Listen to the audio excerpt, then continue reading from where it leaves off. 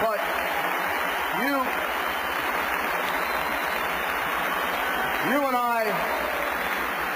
and I, we're not going to wait for history to present the correct view of our president. Let's write our own history. We need George Bush now more than ever.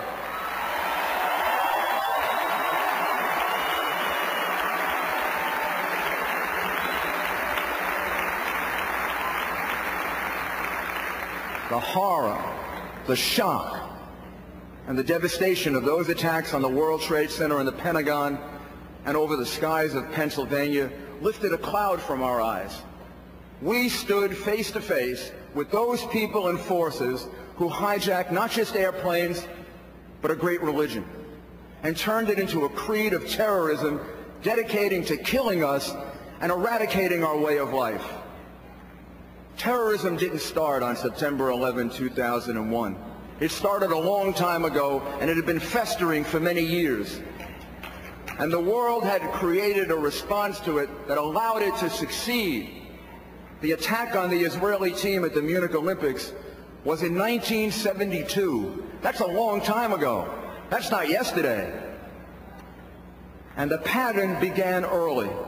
The 3 surviving terrorists were arrested. And then within just 3 months, the terrorists who slaughtered the Israeli athletes were released by the German government, set free. Action like this became the rule, not the exception. Terrorists came to learn time after time that they could attack, that they could slaughter innocent people and not face any consequences.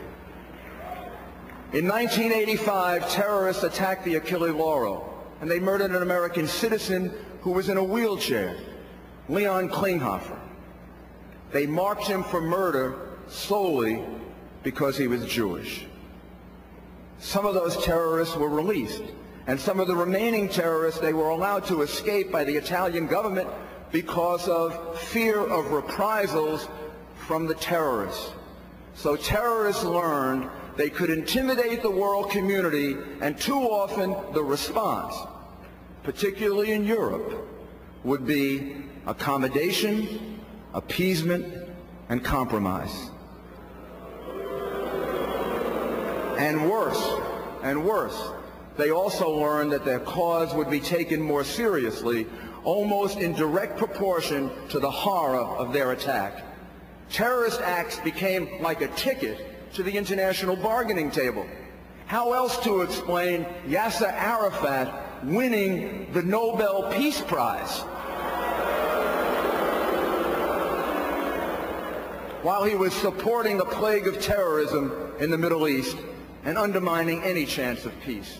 Before September 11, we were living with an unrealistic view of our world, much like observing Europe appease Hitler, or trying to accommodate the Soviet Union through the use of mutually assured destruction. President Bush decided that we could no longer just be on defense against global terrorism, we must also be on offense.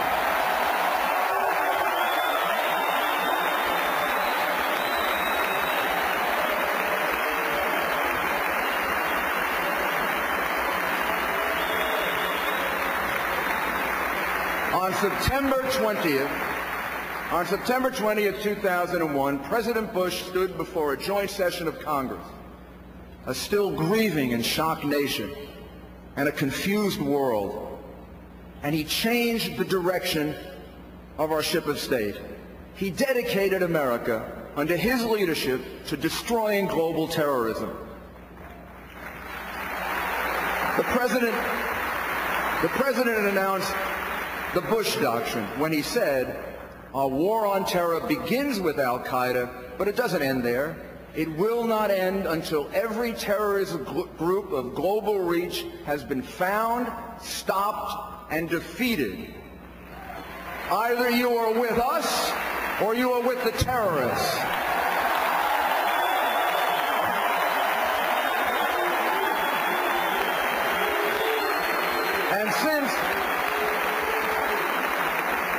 And since September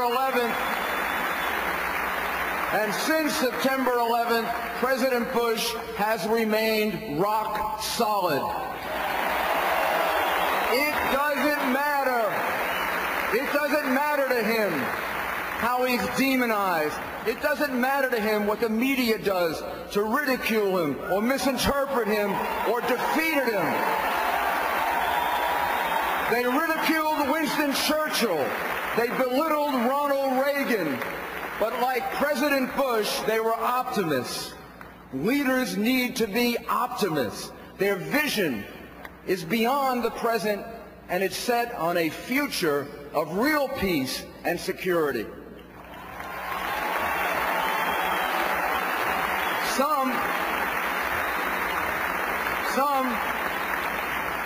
Some call it stubbornness. I call it principled leadership.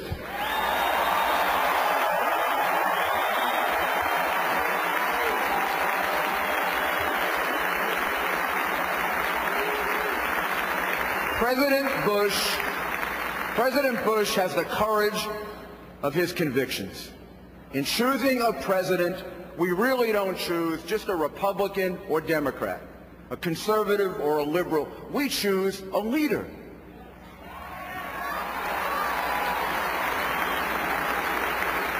And in times of war and danger, as we're now in, Americans should put leadership at the core of their decision. There are many qualities that make a great leader, but having strong beliefs, being able to stick with them through popular and unpopular times is the most important characteristic of a great leader.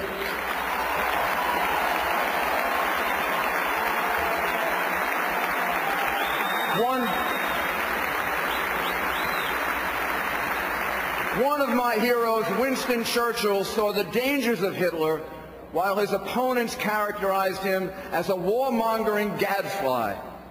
Another one of my heroes, Ronald Reagan, saw and described the Soviet Union as the evil empire, while world opinion accepted it as inevitable and even belittled Ronald Reagan's intelligence.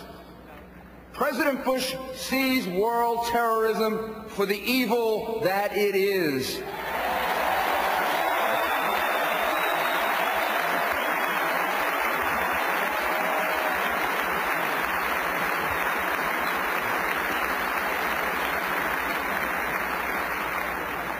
John Kerry has no such clear, precise, and consistent vision. This is not a personal criticism of John Kerry. I respect him for his service to our nation. But it's important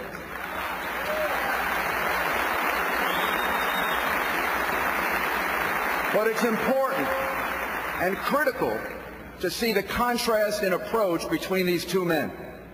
President Bush, a leader who's willing to stick with difficult decisions, even as public opinion shifts and goes back and forth, and John Kerry, whose record in elected office suggests a man who changes his position even on important issues. Now, when Saddam Hussein invaded Kuwait in 1990, John Kerry voted against the Persian Gulf War. But he must have heard you booing. Because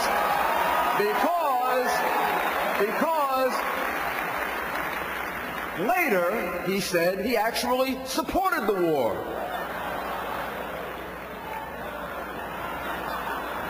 Then in 2002, as he was calculating his run for the presidency, he voted for the war in Iraq. And then just 9 months later, he voted against an $87 billion supplemental budget to fund the war and support our troops. He even at one point declared that himself as an anti-war candidate, and now he says he's a pro-war candidate. At this rate, with 64 days left, he still has time to change his position 4 or 5 more times.